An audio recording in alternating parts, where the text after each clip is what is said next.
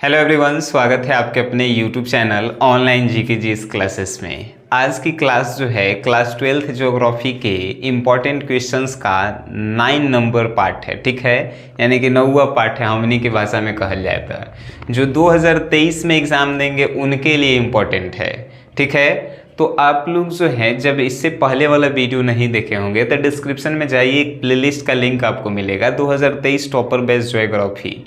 अब जाकर पूरा वीडियो जो है वहाँ से आप देख सकते हैं, जो आपके लिए बहुत ज़्यादा महत्वपूर्ण है। और ये क्लास में जो है आप 81 से लेकर 90 तक के 10 प्रश्नों को बिना रटे हुए आप कभी भी नहीं भूल सकते हैं, इस बात की गारंटी हम लेते हैं, ठीक है।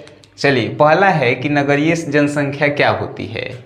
नगरीय जनसंख्या यानी कि नगर में निवास करने वाले जितने भी जनसंख्या होते हैं उसी को तो नगरीय जनसंख्या कहते हैं, है कि नहीं। एक और परिभाषा इसका हम दे सकते हैं कि भारत का एक बहुत बड़ा हिस्सा, भारत का एक बहुत बड़ा जनसंख्या नगरों में निवास करता है, तो नगरों में निवास करने वाले जनसंख्या को ही नगरीय जनसंख्या बोलते हैं। यही परिभाषा है। ये सब बउआ वाला क्वेश्चन है जो ज्योग्राफी में आपको 2 नंबर दिलवाता है। नेक्स्ट है कि प्रौद्योगिकी पार्क क्या है, संक्षेप में लिखें। प्रौद्योगिकी पार्क जो है एक स्थापना जो है 1991 में हुआ था, 1991 में। एक्चुअल में इसकी स्थापना जो है किस लिए हुआ था कि भारत को प्रौद्योगिकी के क्षेत्र में जो है बढ़ावा देने के लिए। प्रौद्योगिकी का मीन्स होता है सॉफ्टवेयर डेवलप करना, ठीक है। तो प्रौद्योगिकी पार्क क्या है, तो प्रौद्योगिकी पार्क जो है एगो भारत के सूचना और प्रौद्योगिकी मंत्री का जो है एक संस्थान है जो भारत में सॉफ्टवेयर को डेवलप करने, सॉफ्टवेयर को जो है और बढ़ाने के लिए काम करता है। समझ गए क्या है प्रौद्योगिकी पार्क। तो भारत के सूचना एवं प्रौद्योगिकी मंत्रालय का एक संस्थान है जो भारत को सॉफ्टवेयर में ऊंचे स्थान पर ले जाने का प्रयास करता है। इसकी स्थापना जो है 1991 में हुई थी। अब जो है ये कृषि ऋण प्रदान करने वाली चार संस्थानों के नाम बताएं। ये कृषि ऋण कहने का मतलब कि कौन कौन ऐसा बैंक है जो किसानों को लोन देती है। पहला हम बैंक का नाम लेंगे तो प्राथमिक सहकारी समितियां। प्राथमिक सहकारी समितियां जो है गांव-गांव जाकर जो है कृषकों को जो है लोन देती है, किसानों को लोन देने का काम करती है। दूसरा है भूमि विकास बैंक। भूमि विकास बैंक भी जो है स्पेशल किसानों के लिए ही बनाई गई है कि किसानों को आर्थिक रूप से मदद करने के लिए। तीसरा हम बात करेंगे व्यावसायिक बैंक। व्यावसायिक बैंक यानी कि व्यवसाय करने के लिए जो लोन देती है बैंक, वो भी जो है किसानों को लोन देती है। चौथा है क्षेत्रीय ग्रामीण बैंक। जो गाँव में बैंक होता है वो भी जो है कृषकों को लोन देती है किसानी करने के लिए, कृषि करने के लिए।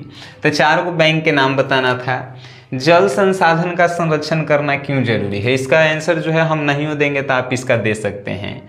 क्वेश्चन है कि जल को जो है बचाना क्यों जरूरी है। जल बचाना इसलिए ज़रूरी है क्योंकि जल जो है हमनी के जीवन है, जल पे ही हम लोग डिपेंडेंट है, इसीलिए जल का संरक्षण करना ज़रूरी है। अगर गंदा जल हम लोग पिएंगे तो तुरंत चल जाएंगे, कहाँ, स्वर्ग में जाएंगे, है कि नहीं। तो आप इसको अपने से लिख सकते हैं। चलिए ठीक है, अगर आप नहीं लिखना चाहते हैं, हमर लैंग्वेज में लिखना चाहते हैं तो आपको इसका जो है नोट्स चाहिए होगा, है कि नहीं।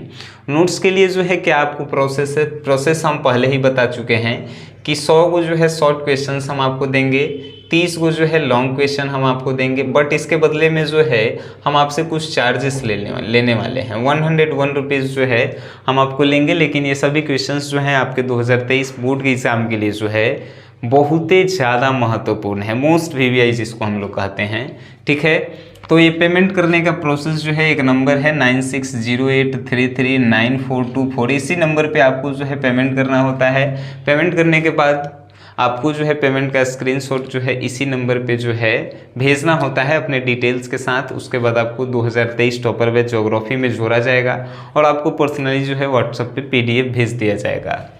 नेक्स्ट बात करते हैं क्वेश्चन की कि परमाणु ऊर्जा जो है हम लोग कैसे पैदा कर सकते हैं, यानी कि परमाणु ऊर्जा कैसे बनाया जाता है, ये भी प्रश्न है। तब परमाणु के फटते हुए आप देखे होंगे, परमाणु फटना यानी कि बम फूटते हुए देखे होंगे। तो जब परमाणु का विखंडन होता है यानी कि परमाणु फटता है तो उससे ऊर्जा निकलती है, उसी ऊर्जा को इकट्ठा करके जो है परमाणु ऊर्जा पैदा किया जाता है। समझ गए कितना आसान भाषा था। ये सब बउआ वाला क्वेश्चन है, आप जो है कितना भारी इसको समझते हैं। उदारीकरण क्या है, इनके लाभों को लिखें। उदारीकरण एक पॉलिटिकल साइंस में भी हम आपको बता चुके हैं। चलिए यहाँ पर भी हम आपको बताते हैं कि उदारीकरण क्या है।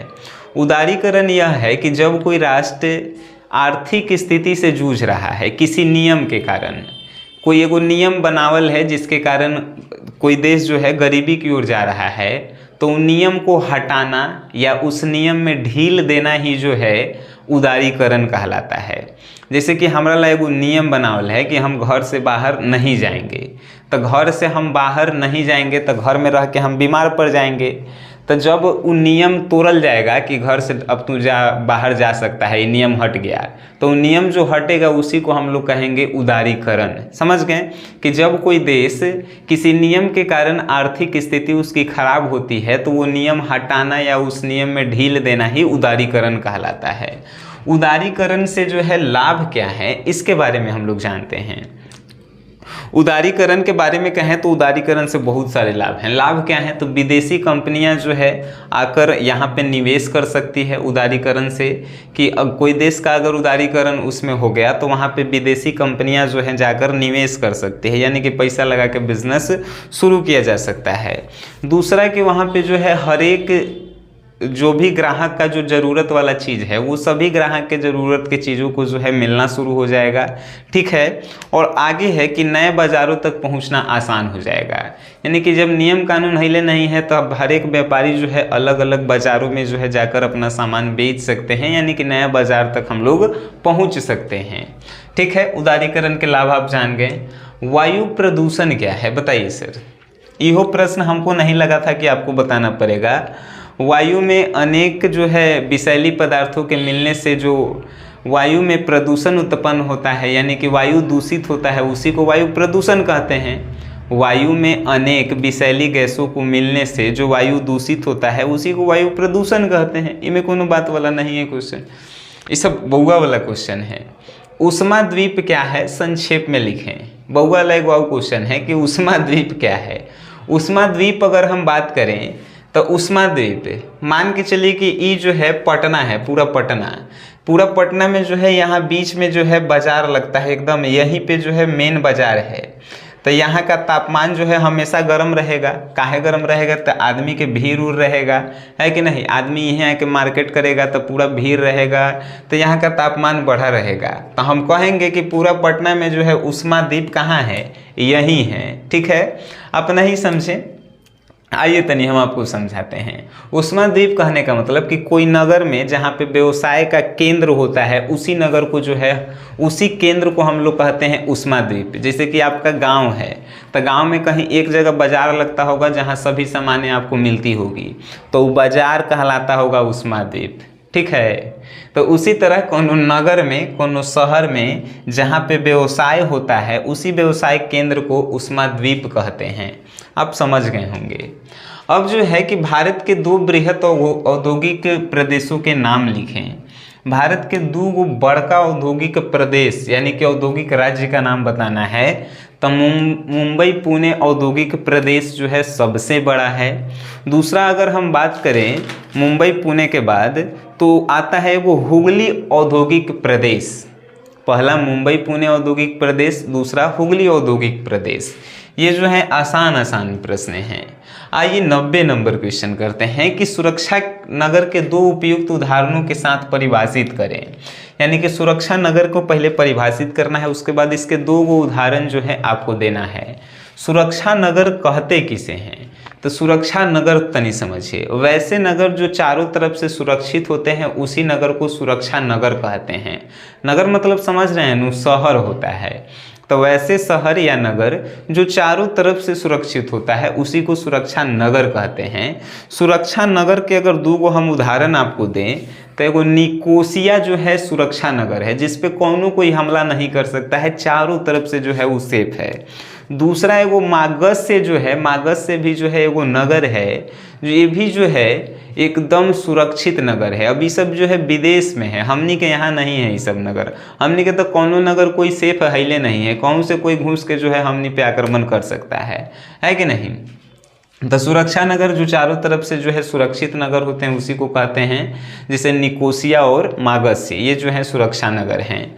अब बताइए कि 10 को प्रश्न में से कौन ऐसे प्रश्न रहा है जो आपको याद नहीं हुआ है और इसके नोट्स लेने चाहते हैं तो यहाँ पे प्रोसेस आपको ऑलरेडी बताया गया है, इसको जो है आप फॉलो करके जितने भी ज्योग्राफी के हैं वो सबको नोट्स आप ले सकते हैं। वीडियो देखे हैं, अच्छा लगा है दोस्तों में शेयर कीजिए इसे, कि ज्योग्राफी को भी हम लोग इतना आसान तरीके से पढ़ सकते हैं। उसके बाद वीडियो देखे हैं तो मेरे तरफ से धन्यवाद।